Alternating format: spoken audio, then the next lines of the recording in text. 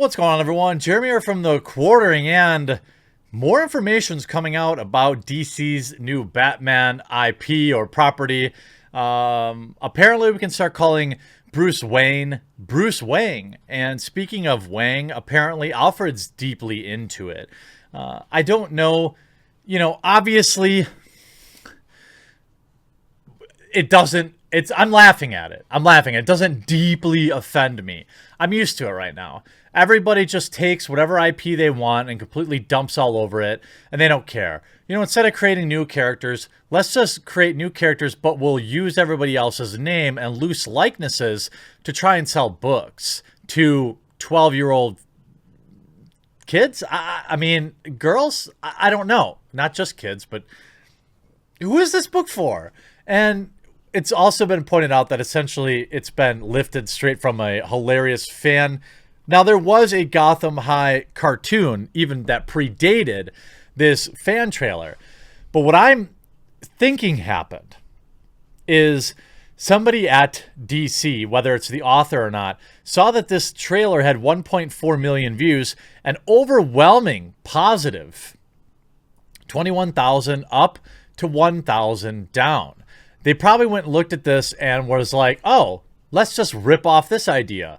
And ultimately, you could see, not a joke anymore. This aged very well. How could we give this so much like and praise 7 years later? Oh my God, is anyone else here to see how this compares to the actual DC Gotham High trailer? When will you people learn that your actions have consequences? This looks better than the real Gotham High we got. DC should have credited you and just made this the real trailer.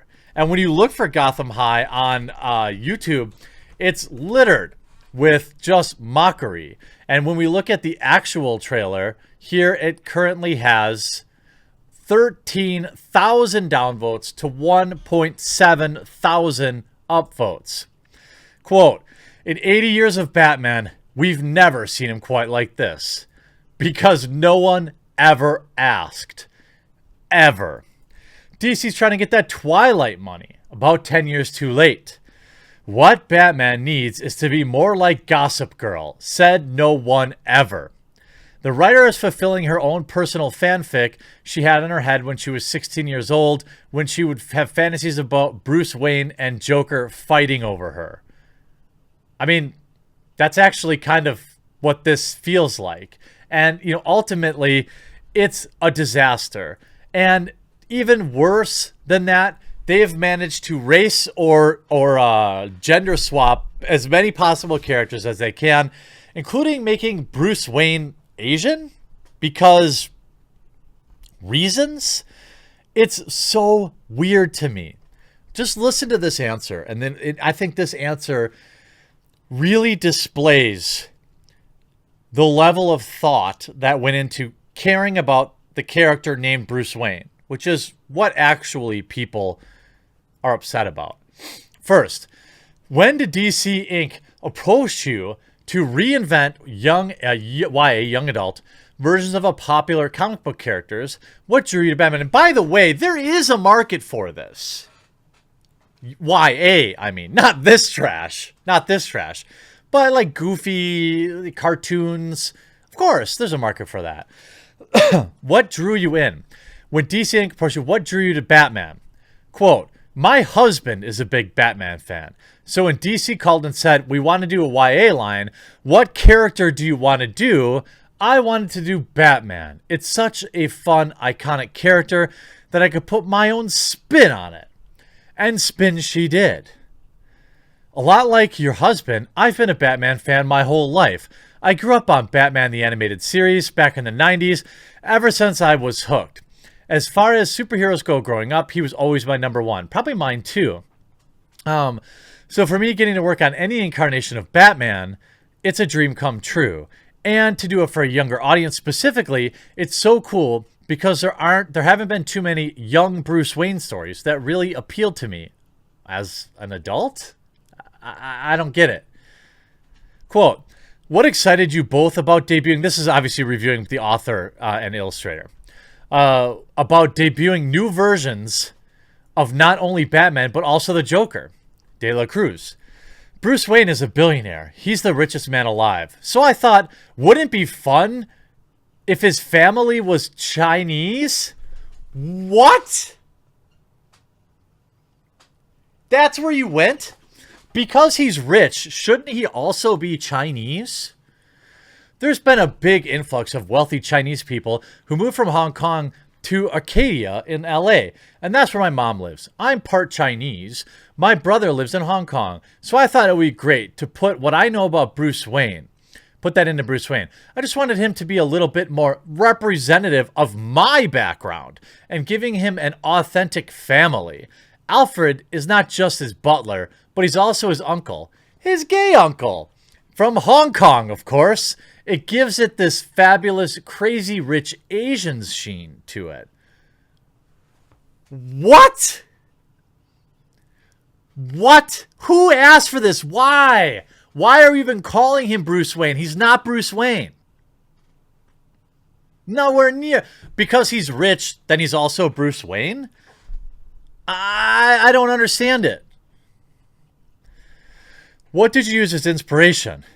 I pitched a kind of Gossip Girl Batman, and in my mind, I wanted to reinvent Chuck Bass. He's still Bruce Wayne, but not the Great Gatsby, so he's still brooding. He's still a loner. He still has all that iconic Batman personality. You can't mess with that much. You made him Asian! What?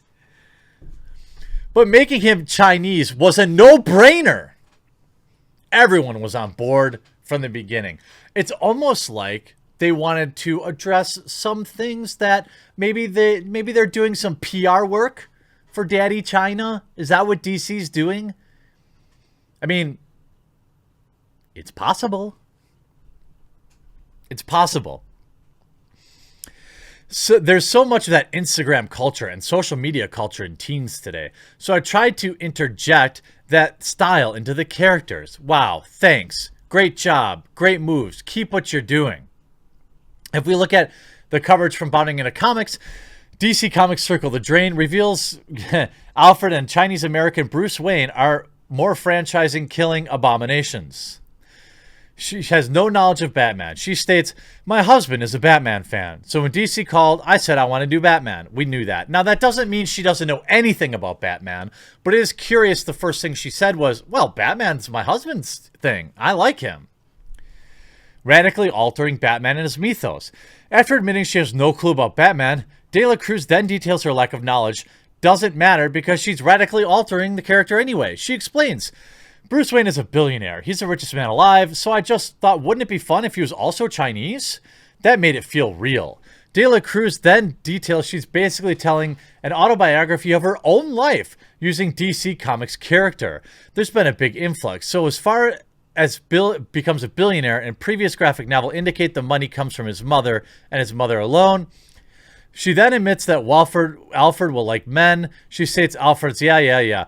It isn't clear this entire book, if it wasn't clear this entire book is pandering, but Tilly details, quote, that breathed new life into his character, especially in today's world, since we're living in the most diverse world we've probably ever lived in. So it's more representative of Batman in 2020.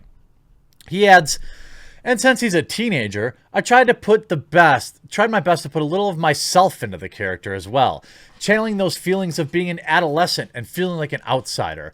I definitely wasn't a billionaire, but oftentimes I felt very separated from everyone else around me. And when asked about the inspiration for the story, De La Cruz admits she wanted to reinvent Chuck Bass, a prominent character from Gossip Girl. Wow. Also, Joker's not a villain. It's not Batman. It's not just Batman and Bruce Wayne that are being radically altered, it's Joker as well. But Tilly explains there's so much of the Instagram culture and social media culture which teens say, so I try to interject that style. Specifically with the Joker character.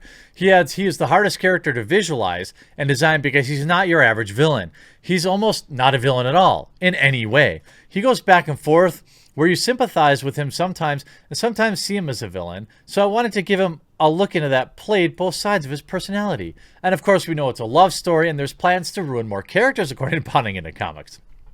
Now, De La Cruz revealed she plans on destroying more characters. Quote, I would love to play a little more. We have a minor character that we can get to know a little bit more, like Poison Ivy and Harvey Dent, and I don't think that's the last we'll see of Selina, Jack, and Bruce either. I'm hoping to do more with Jack's story in the second book. She even adds, and we barely even saw Robin. Tilly adds, quote, I love the idea of building more of that Poison Ivy character and Harvey character, so hopefully that happens. I'd love to continue drawing these characters. It looks like DC Comics just saw how amazing and stunning and brave Marvel Comics was in their new Warriors and Lucasfilm Star Wars, the High Republic pictures were, and they wanted to get in on this. They wanted absolutely to destroy their bread and butter character of Batman and Bruce Wayne and turn him into Jake Man and Jake Wayne. It worked so well for Disney's Star Wars sequel trilogies, but they couldn't stop at Batman. They decided to eviscerate Joker and Catwoman as well as having plans to do more. Well, I don't think this one book is going to destroy DC, obviously. I think that the memes are pretty good. The fact that you thought this was a good use of the character is pretty good. And how is anyone going to make a logical leap from this book to real comic books? They're not. They're not going to be interested in real Joker or Batman type characters after reading this Twilight-like book. But more power to you. Can't wait to see the tens of copies it sells. I hope you enjoyed this video. We'll talk to you again real soon.